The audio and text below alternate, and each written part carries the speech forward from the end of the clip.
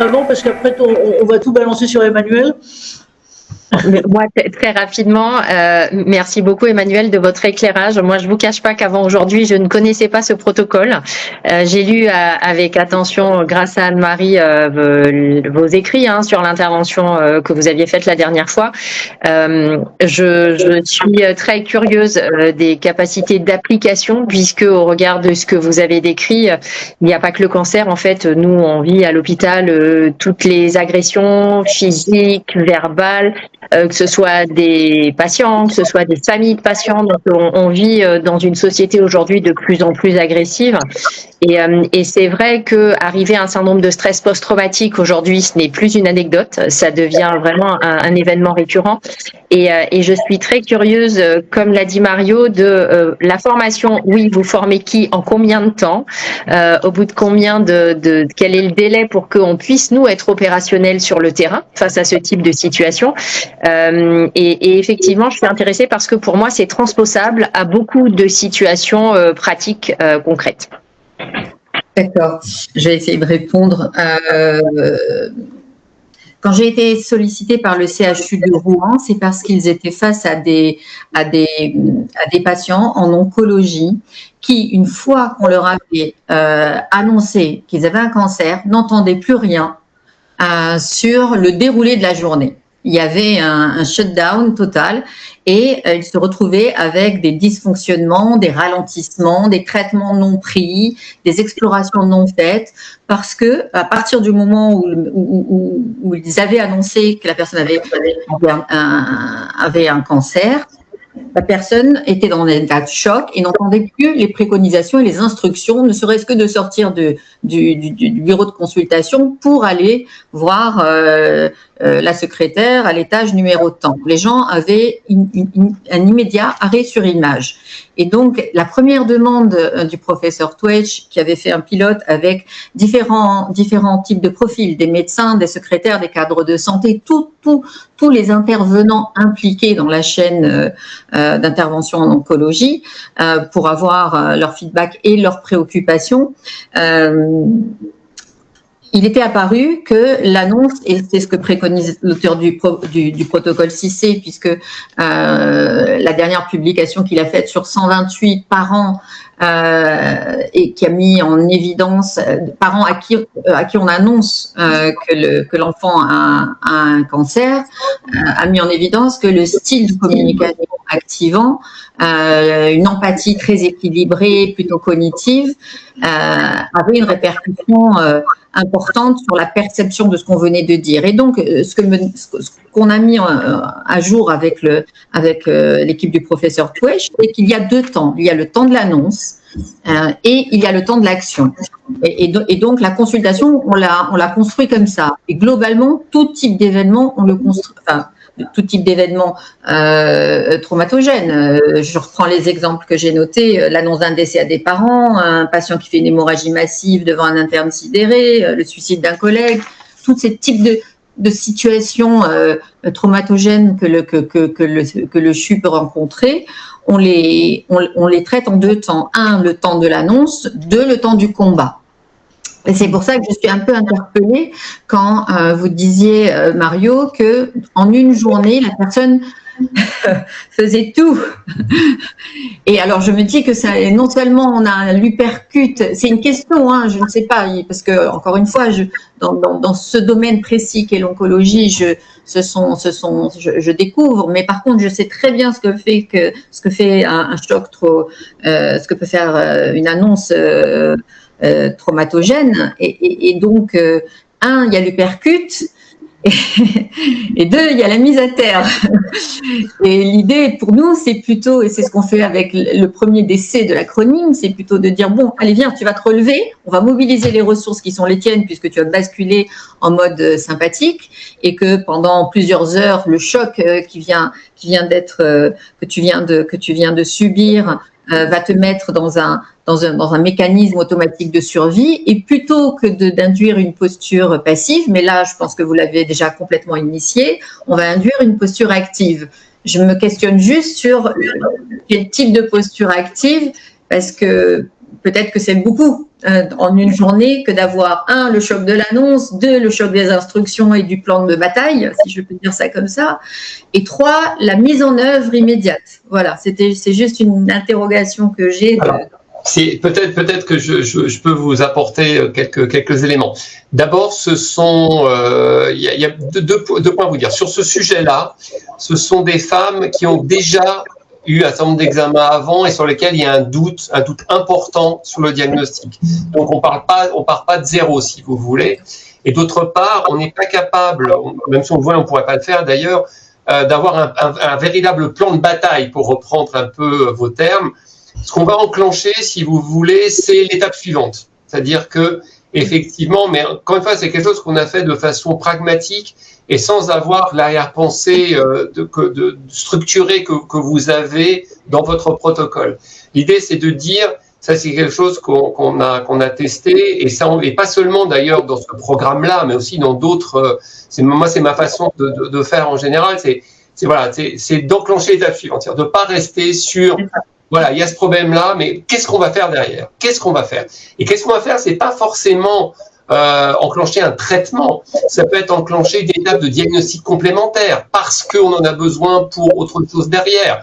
Ça peut être aussi une étape de première étape de quel va être le bilan, enfin quel va être le premier élément du traitement aussi. Ce qu'il faut savoir aussi, c'est que, mais ça c'est très général. Nous, on est vraiment tenu par le temps. C'est-à-dire que en cancérologie, on perd parfois du temps. On perd parfois du temps et il y a beaucoup d'études qui montrent que, alors, gagner du temps ne veut pas être dans la précipitation et faire mal les choses, bien entendu.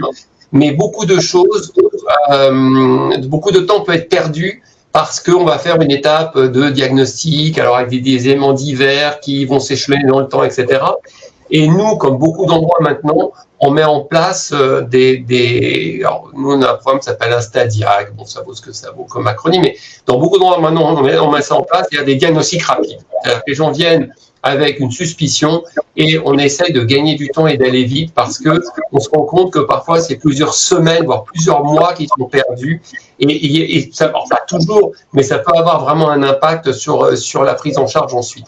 Et donc, ça nous pose le problème, effectivement, de ce que vous venez d'indiquer, c'est-à-dire le revers de la médaille, si vous voulez, c'est comment on gère ce temps et comment on gère l'impact. Et finalement, c'est plus qu'un uppercut, là, c'est plusieurs qui peuvent se faire. Et c'est un vrai sujet pour nous.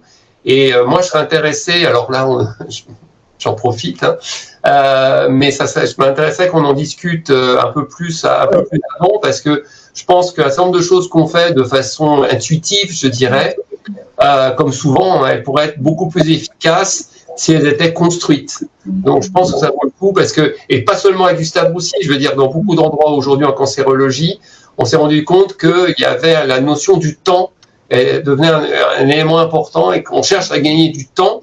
Mais attention au revers de la médaille, parce que moi, j'ai pu voir aussi dans ma pratique des moments d'annonce ratés, vraiment avec des vraies erreurs, alors qui sont humaines, mais pas d'erreurs thérapeutiques ou diagnostiques. Je parle vraiment d'erreurs de communication. Finalement, on le paye très, très cher après, et on a des vrais syndromes post-traumatiques qui peuvent découler d'un temps d'annonce qui a été mal structuré.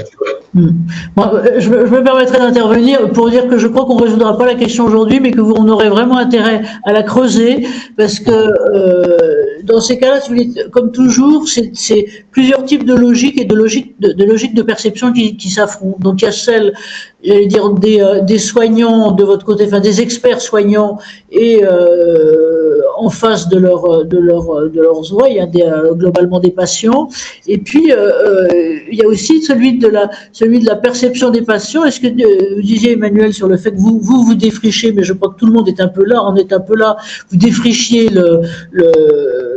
le système diagnostique de cancer pour tous pour les soignants, c'est globalement pas aussi simple. Et moi, l'impression que j'en ai, c'est qu'effectivement, tout ça devrait être un peu analysé, encore une fois, en croisant les regards. Et alors, remarquez, l'habile transition, c'est que moi, j'aimerais bien passer la parole à Dominique Truchot-Cardot, donc à la fois, docteur Truchot-Cardot, donc à la fois avec le cursus qui est le vôtre, mais aussi l'Institut. Alors, l'Institut est vénérable. C'est pas pour dire que vous n'êtes pas vénérable, mais vénérable institut que vous représentez, puisque c'est un institut initialement de formation d'infirmière, de formation de soignants.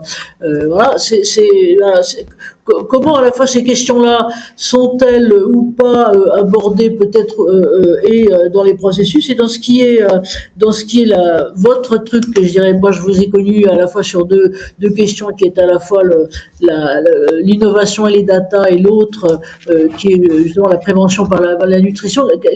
Quel regard, quelle perception vous avez sur tout ça et notamment sur la question, je trouve assez fondamentale qui a traversé toutes vos trois interventions et qui est la question du temps. C'est qu'il y a des temps qui ne doivent pas se louper et puis il y a des temps qui sont sur la durée, qui doivent se travailler et c'est pas la même chose. Alors voilà, pardon de vous livrer la question métaphysique de 18h02, mais Alors, merci de l'invitation. Effectivement, alors moi je suis particulière parce que je suis un médecin dans une école monofiliaire de soins infirmiers. Et effectivement, c'est la première école laïque au monde en soins infirmiers. Donc c'est une vieille dame. Elle a 167 ans et puis voilà, depuis toujours elle a essayé d'innover pour plein d'histoires historiques. En tout cas, ce qu'il en est là pour reprendre un peu, et j'ai vraiment apprécié votre échange. Nos étudiants sont absolument pas formés.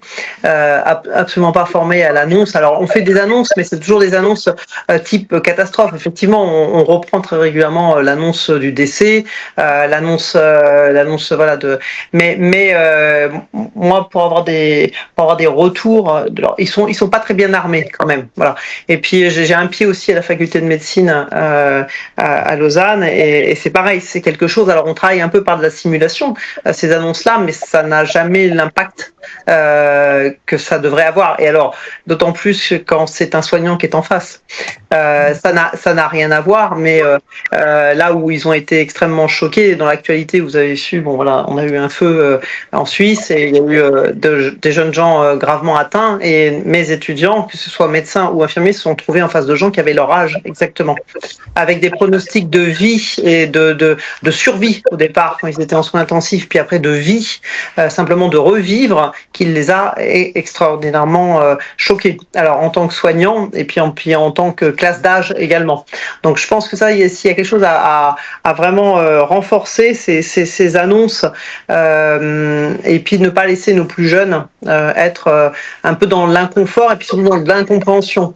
Pourquoi on dit ça? Pourquoi il réagit en face comme ça? Moi j'aurais pas réagi. Enfin, ils se projettent beaucoup et c'est pas tout à fait facile pour eux. Ça c'est le côté enseignant. L'autre côté, c'est le côté du médecin nutritionniste, où là, moi, je suis à la peine, parce que j'ai été chef de service de nutrition, et puis dans une unité transversale de nutrition, cette fois-ci en France, sur Annecy, et puis maintenant, je continue un petit peu, et j'ai vraiment de la peine à atteindre, que ce soit en prévention primaire, secondaire ou tertiaire, les soignants. En prévention primaire, on a des écrits maintenant qui sont quand même assez éloquents sur des consommations qu'il faudrait peut-être alléger, ou des modes de vie.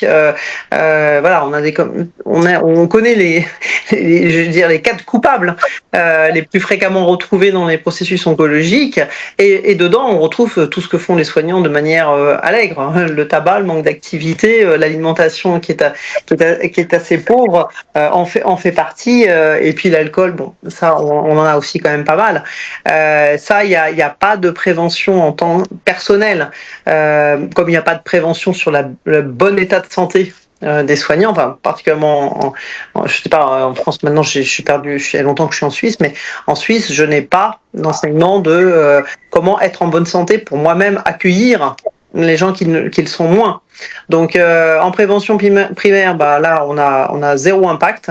Dans les campagnes de prévention et de promotion, les soignants sont pas du tout réceptifs. On essaye, nous, de faire des campagnes pour les plus jeunes en essayant d'indiquer des facteurs aggravants tels que le sucre. Il y a quand même des publications qui sont sorties dans le BMJ qui montrent quand même que l'augmentation de 100 millilitres de boissons sucrées supplémentaires par jour augmente de 18% le risque de cancer. On a de la matière scientifique, mais ça ne les atteint pas. Donc ça, c'est pour la prévention primaire.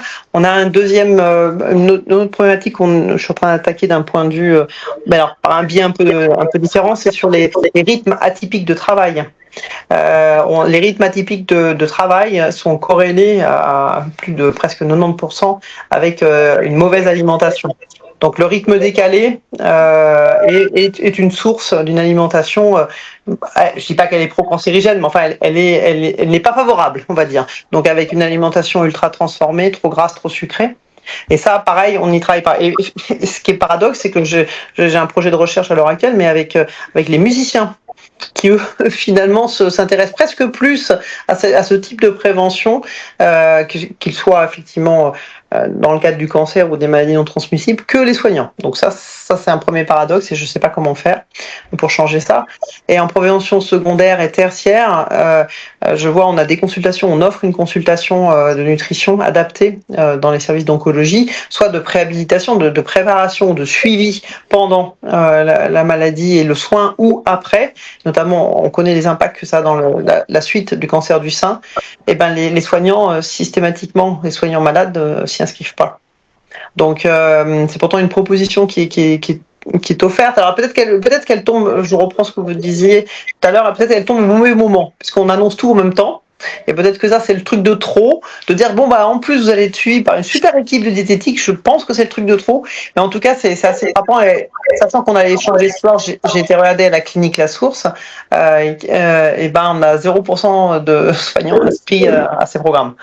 Donc voilà. Et on n'est pas sans être avec des soignants malades du cancer, et on est un centre de référence à la fois pour le sein et la prostate, avec le centre universitaire de Lausanne, et il n'y en a pas. Voilà. Si je peux apporter ma pierre à l'édifice, c'est pas de la résilience, mais nos étudiants, je pense qu'il y a à faire pour les former, parce qu'ils sont vraiment pas prêts. C'est pas parce qu'ils ont fait 2 simulations qu'ils sont prêts. Puis surtout après, une fois qu'ils sont choqués, ben on n'a pas de système pour que ils se remettent à cheval, quoi, en gros. Et puis de l'autre côté, en question de nutrition, c'est voilà. On n'est pas les plus observants, les soignants. Oui, ça veut dire qu'il y a beaucoup de chemin, et ça veut dire aussi. Alors, je ne sais pas si elle est intervenue avec nous. C'était il y a 8 jours. Quelqu'un qu'on aime beaucoup au cercle et qui nous suit qu'on suit depuis plus de 10 ans là maintenant, et qui est le docteur Anne-Carole Bensadon, qui est à l'IGAS, et qui a, vous l'enverrez. Alors parce que en France, on a un peu, Dominique, le même type de problème que vous, c'est-à-dire que ce qu'on espère tous beaucoup, et qu'elle, spécialiste, j'allais dire, justement des interfaces entre santé publique et santé travail, souhaite aussi, c'est que d'un certain côté, l'hôpital, qui en France, c'est le contact avec 14 millions de personnes chaque année, plus tout leur environnement, soit un peu exemplaire là-dessus. Et elle est allée... On va sans doute réorganiser quelque chose avec elle plus large là-dessus. Elle est allée notamment piquer, j'allais dire, en Grande-Bretagne, un programme qui s'appelle MEC, et qui est Make Every Contact Count, et qui en fait veut dire que justement tout un chacun, patient ou autre, ayant un contact avec l'hôpital, doit pouvoir trouver à l'hôpital quelque chose qui lui, quelqu'un qui va aller dans le sens de la prévention.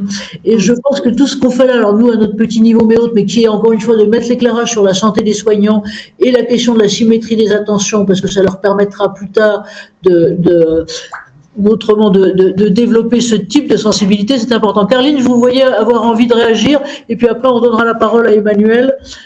Si vous voulez bien. Merci Dominique de votre témoignage, et c'est vrai que je crois qu'il est tout à fait réaliste, et que dans beaucoup d'endroits chez nous c'est pareil, c'est quand même.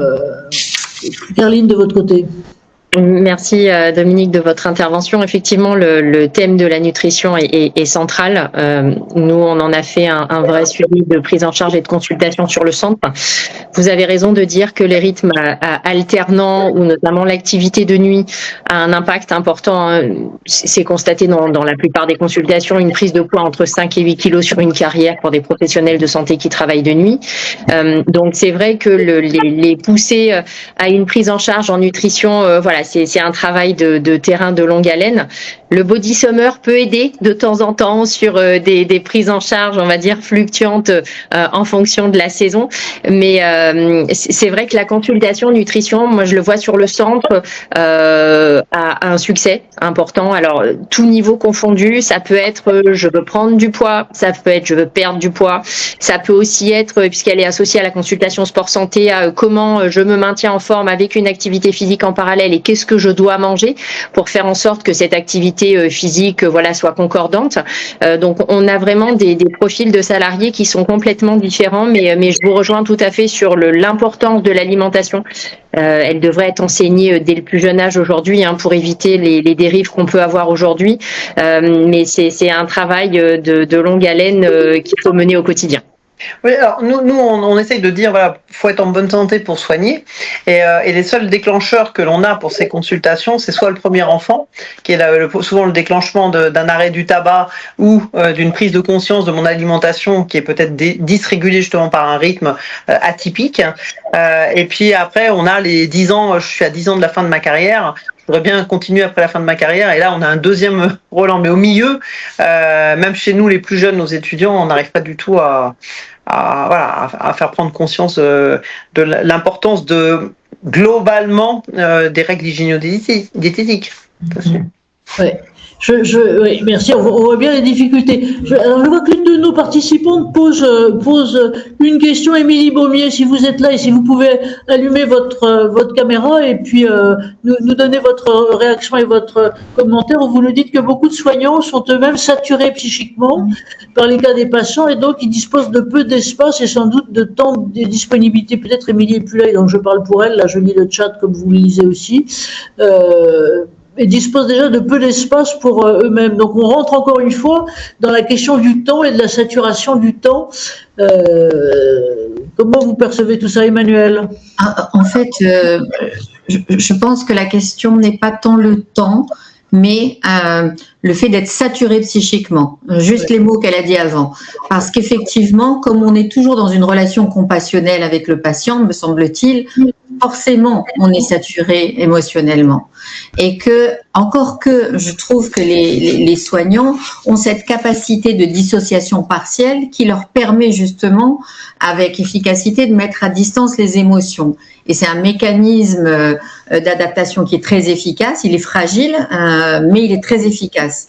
Donc, peut-être que c'est ça qu'il faut renforcer dès la formation initiale. Vous parliez tout à l'heure des effets préventifs. Les effets préventifs de la psychoéducation, on les connaît bien et ils sont puissants.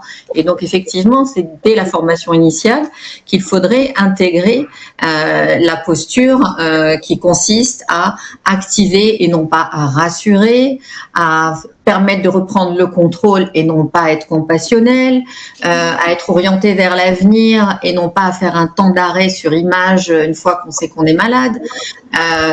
En fait, cette posture passive, elle est quasi culturelle. Et c'est ça qui est difficile. En tout cas, c'est un des enjeux majeurs. Mais je vois que en écoutant Mario Di Palma, je comprends que en oncologie, en tout cas chez vous et à Foch, vous avez déjà perçu que l'activation était une des clés. Maintenant, peut-être qu'il faut la structurer, la modéliser et la systématiser, parce qu'effectivement, si on ne systématise pas sur toute la chaîne, ça ne sert à rien. En tout cas, l'effet est moindre. Et sur ça, je voudrais vous renvoyer sur le professeur Fouège, qui, avec le professeur Lilian Schwartz, ont un projet de recherche qui peut vraiment vous interpeller, avec plusieurs CHU dans lesquels ils prendront en charge, certains CHU prendront en charge les annonces avec le protocole 6C versus d'autres CHU qui ne développeront pas cette approche. Et peut-être que c'est un projet de recherche que vous pourriez rejoindre pour commencer à systématiser, de mesurer, évaluer et voir dans quelle mesure ça peut répondre aux problématiques qui sont les autres, qui ne touchent pas que l'oncologie. Vous avez raison, Carline, ça touche les incivilités, les agressions. Curieusement, c'est un des motifs les communs à toutes les institutions et entreprises qui font appel aujourd'hui aux formations 6C, ce qui est tout à fait surprenant dans un pays en paix, mais c'est la donne. Et cette agressivité-là, elle est en lien direct avec le débordement émotionnel, que ce soit la colère, la peur, l'agressivité, et ça peut se gérer. Mais ça plaide, merci Emmanuel, ça plaide en fait pour l'évaluation. C'est-à-dire que il y a un certain nombre de choses sur lesquelles vous avez, je dirais, une forme de certitude scientifique et qui est ce que vous dites, il faut passer à l'activation et donc activer plutôt que oui, depuis 2009. Voilà. Mais après, je dirais, la question qu'on évoquait tous un peu là, et qui est finalement la gestion du temps, la gestion globalement des différentes étapes, de comment intégrer les collègues ou autres, tout ça, je pense que vous avez raison, ce serait intéressant comme vous faites des études cliniques finalement ou des cohortes scientifiques, d'avoir une cohorte d'un certain nombre et qui disent, voilà, on va protocoler, on va faire plusieurs bras et puis regarder d'un certain côté ce qu'il peut avoir. Alors c'est embêtant pour les patients qui ne seront pas dans le mauvais bras, comme dirait l'autre. Tiens, voilà Émilie qui nous arrive. Alors, est-ce qu'on a répondu à votre question, Émilie ?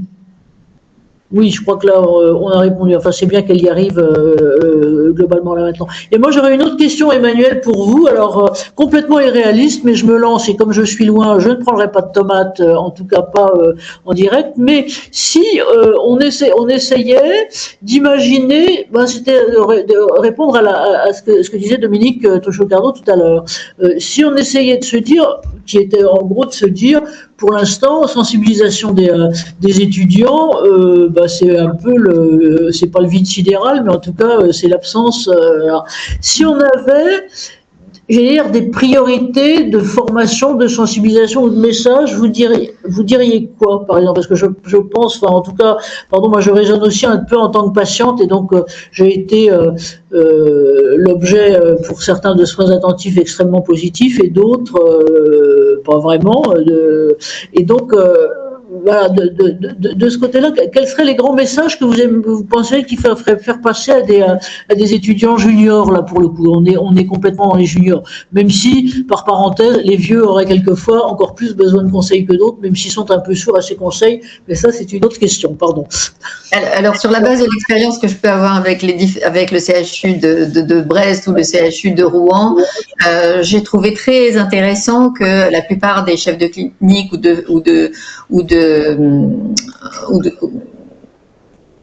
je ne trouve pas le mot, pardon, viennent avec des internes. Et j'ai trouvé ça, ça répond à votre question. C'est qu'ils ont parfaitement compris qu'il fallait intégrer ça à la formation initiale d'emblée, parce que je pense qu'il y a aussi la question du risque suicidaire qui est très fort dans votre profession et qui trouve aussi sa source dans la violence que peut-être le parcours des études de médecine ajouté à la confrontation de scènes traumatogènes quasi quotidiennes. Donc ça me paraît tellement évident que dès la formation initiale, c'est assez surprenant pour nous de découvrir qu'un médecin, par exemple, n'est pas formé au psychotrauma.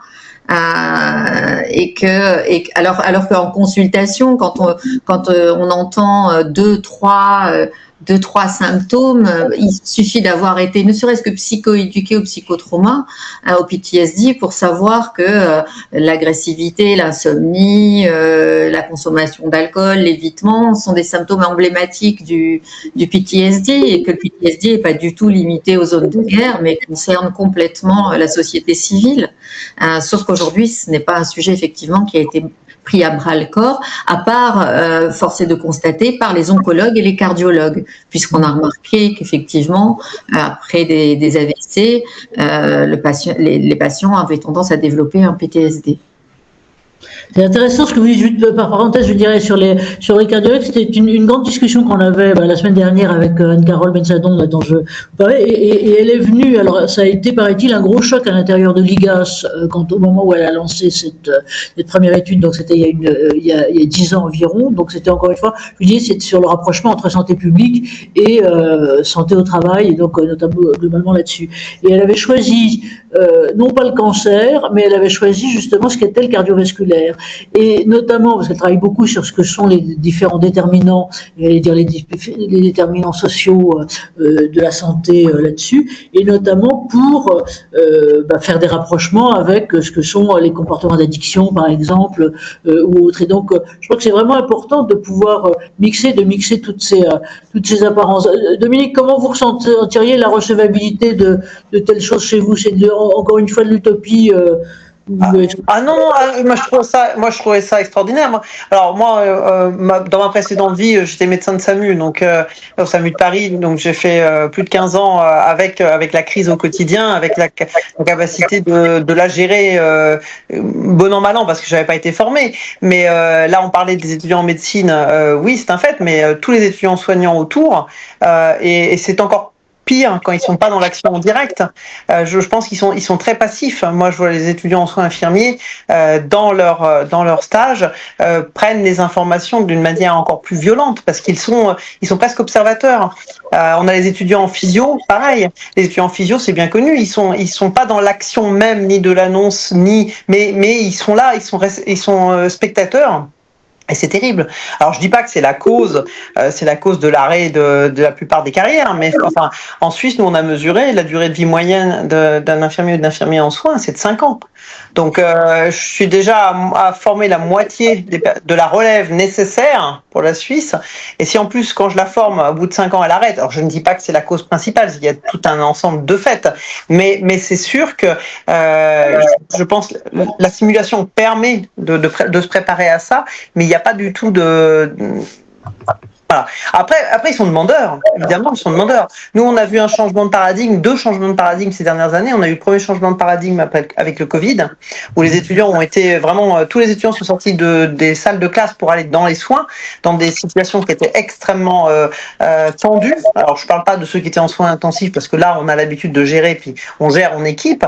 Mais moi, j'ai eu des étudiants qui ont été mis dans des situations très complexes de MS, maison de retraite par exemple, où il y avait quand même un nombre de décès dans des conditions qui étaient difficiles pour eux. Donc là, on a eu un premier changement de paradigme avec des étudiants qui sont revenus en nous disant nous on n'est pas prêts, vous nous formez très bien sur nos gestes techniques, mais le reste autour, on n'est pas du tout prêts. Donc on a retravaillé un programme cadre pour justement leur mettre dedans de la réflexion, et la réflexion sur le moment, mais la réflexion sur leur propre impact, sur eux-mêmes.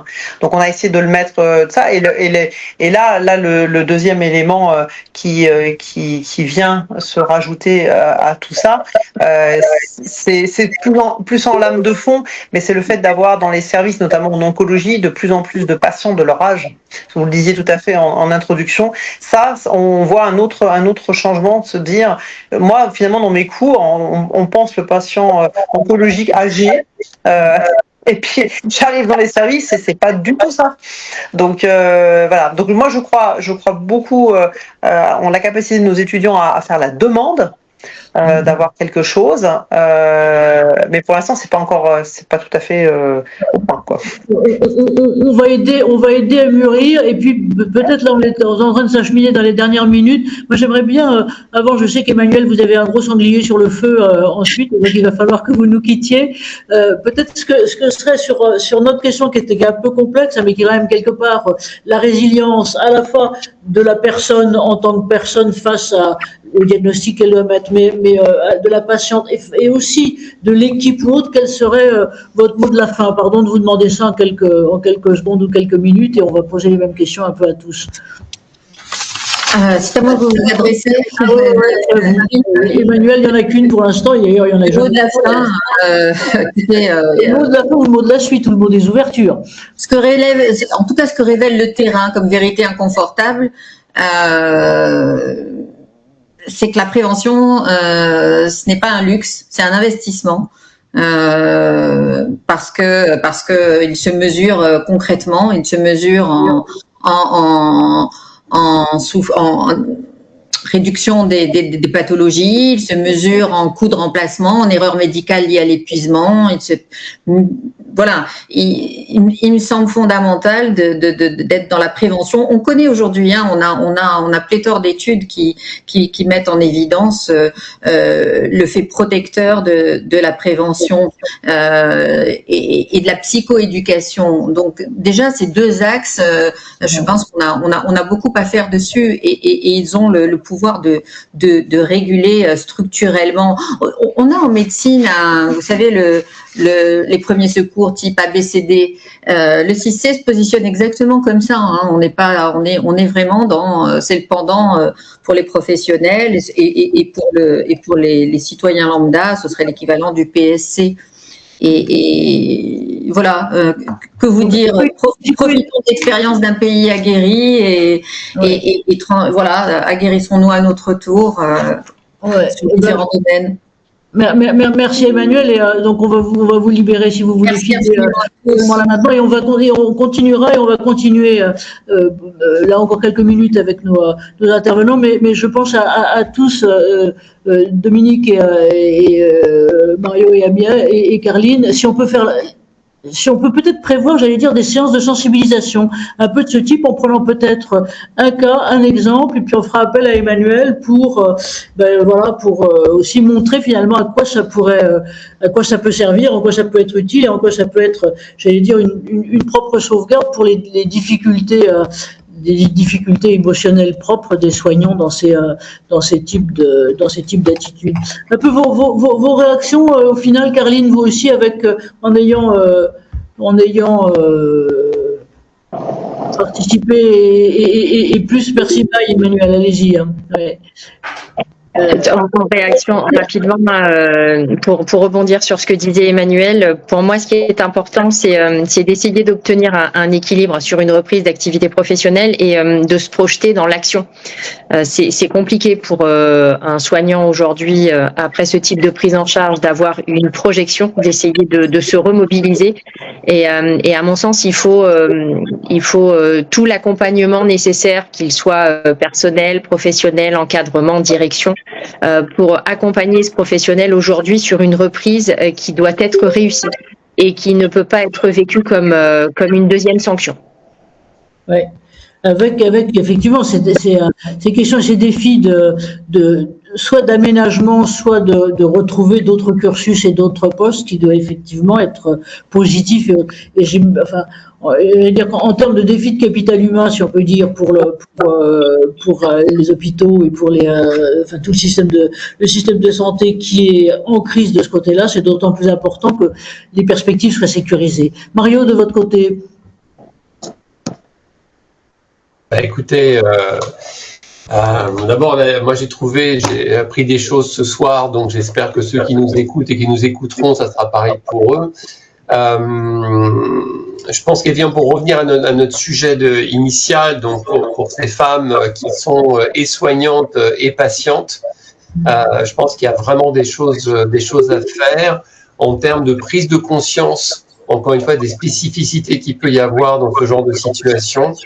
Le travail, on l'a déjà évoqué avec Carline, mais avoir à l'esprit que le médecin du travail est une ressource qui est clairement sous-utilisée en permanence, et en particulier quand il s'agit de patients qui sont soignants et patients. Et puis pour le sujet qui a été évoqué plus avec Emmanuel, ces moments d'annonce, ces problèmes, avoir en tête deux choses. La première, c'est que, comme je disais tout à l'heure, encore une fois, l'annonce, c'est un moment difficile pour celui qui la donne et celui qui la reçoit. Même si, évidemment, je mets pas les deux sur le même plan.